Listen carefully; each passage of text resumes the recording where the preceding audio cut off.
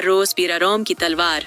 रेवत के मुताबिक ये खुदा, जिसे तुर्क बीरा रोम और अरब बीरे सफीद कहते हैं, एक ऐसा इफरीत है जिसमें बड़े बड़े बादशाहों के ताज और सुल्तानों के तख्त को निगल लिया। हातिक के अजीम कैसर सीजर भी इन कसासों के हाथ हिलगावर।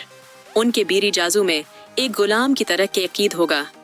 थाकदीम दुनिया और दौर दराज का सफर घोरों की ऊंची पीठ पर बैठकर क्या उन्हें भी बेचैन लीरों का सामना करना पड़ा, लेकिन इन्होंने आस दरिया की बरियाई की जहर समझने के बुझेमा के सीने के तौर कबूल किया। एक करके उन्होंने उस खत्ते के कलों को फतेह कर लिया जो बाद में बहराहे चीन कलाने लगा।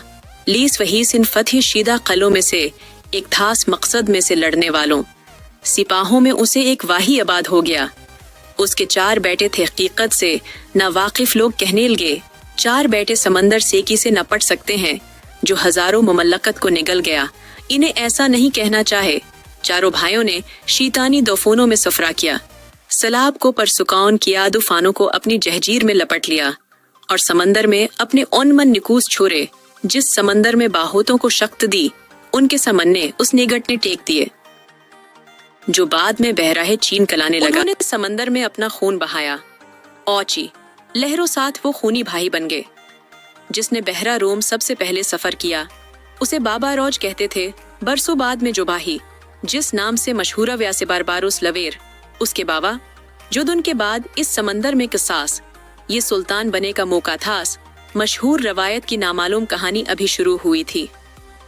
बारबारोसा का आगाज कुछ इस तरह सा होता है। यहाँ पर जहाँ एक समंदर दिखा जाता है, जहाँ एक बीरी जहाज समंदर में खड़ा है और तमाम लोग इस बीरी जहाज में मसरूफ है, अचानक से बीरी जहाज को एक बड़ा झटका लगता है। उसी दौरान दूसरी जानिब से बीरी जहाज का ओहदेदार यानी बाबा रोज तमाम लोगों के सामने नमोदार होता है। उस दौरान बीरी जहाज को एक और जोरदार झटका लगता है जिसमें तमाम लोगों में हलचल मच जाती है और पर बीरी जहाज का ओहदेदार यानी बाबा रोज राहीस अपने हाथ के इशारे से लोगों को कहता है, जहाज को उठाओ। इस पर तमाम लोग बीरी जहाज में मौजूद तमाम फौरन ही उसको उठाने लगते हैं। कुछ देर बाद बाबा रोज यानी उर्तगल गाजी बीरी जहाज का सिरबरा अपने सिपाहियों से मुखातिब होकर कहता है, जिस जगह से हम रवाना हुए कप्तान तकलीफ में मुब्तला है।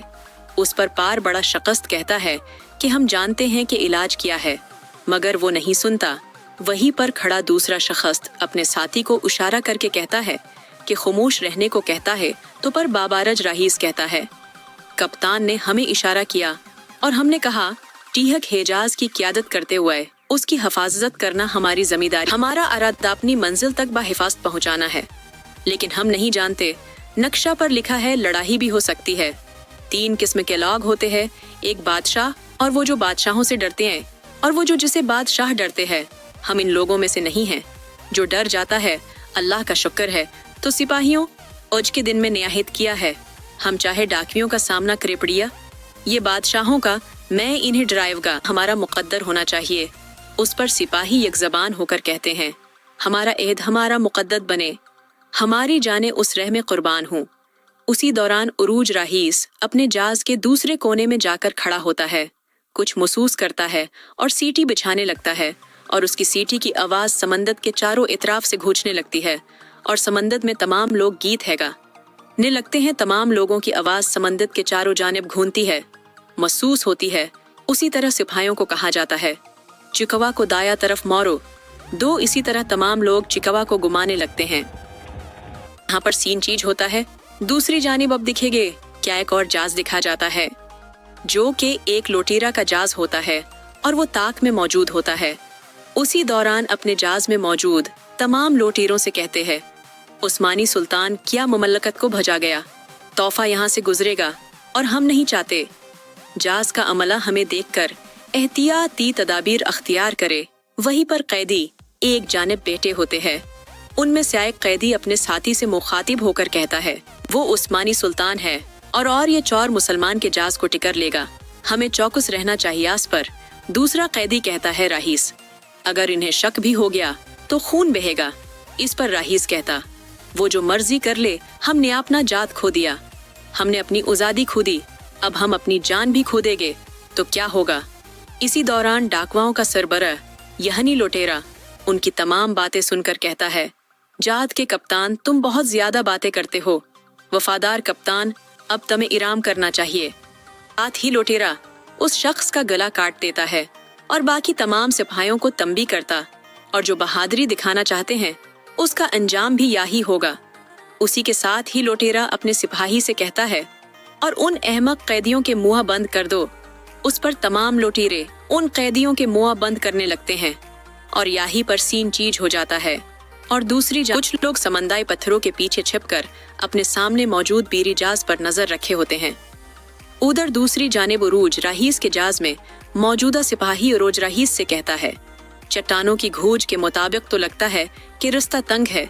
उस पर उरूज रहीस कहता है, मुझे रास्ते की फिक्र नहीं, लेकिन पर भी हमने रास्ता का अख्ताताम तो नहीं देखा। वहीं पर जहाज का निचला हंसा दिखा जाता है। वहाँ एक बहादुर शख्स लेटा पुरा होता है और आराम कर रहा होता है, और पर कुछ देर के बाद और मुस्कुराता हुआ अपनी जगह से उठ खड़ा होता है, कल्हारी को थाम लेता है। वहीं पर सीन चीज होता है। दूसरी जानब बाहर का मंजर दिखा जाता है, जहाँ पर पत्थरों के पीछे छिपा शख्स पर्दों की आवाज निकालता है, और वो आवाज सुनकर बाबा रोज अपने साथी से कहते हैं, पर्दों की आवाज को जानते हो? मुर्गे बिछने वाले बगले की आवाज तो नहीं? उस पर सिपाही कहता है, जी हाँ बाबा रोज। उस पर बाबा रोज कहता है, जहाँ तक मैं जानता हूँ एक बगला जहाज दिखता है तो खाने की तलाश में उस पर मन लाता है। क्या ऐसा नहीं है? उस पर सिपाही कहता है, ऐसा ही है बाबा राज। समंदर में बहुत सी मछलियाँ हैं, लेकिन उन्हें हमेशा आपका ही खाना चाहिए। मछली पकड़ने की मशक्कत से बचने के लिए उस पर बाबा राज कहता है, पर्दहे कब से कितने बढ़ रहे होगे। वहीं पर दूसरी जानिब डाकू घात लगे होते हैं और जहाज पास ये तो उसे लौटा जा सके। उसी दौरान पत्थरों के बीच मौजूद अपने साथियों से इशारा करता है। वो पर डाकुओं का सरदार अपने सिपाहों को कहता है, डाकुओं का इशारा हम ये मिल चुका है और हमें उन्हें ही चट्टानों के करीब जल्द ही दिखेंगे, क्योंकि वो तंग रास्ता इस्तेमाल कर रहे हैं। यहीं पर होता है आस एपिसोड का इख्ताम। नेक्स्ट एपिसोड के लिए हमारे चैनल को सब्सक्राइब कर ले और बुलाई को अभी जरूर भस कह जाएगा।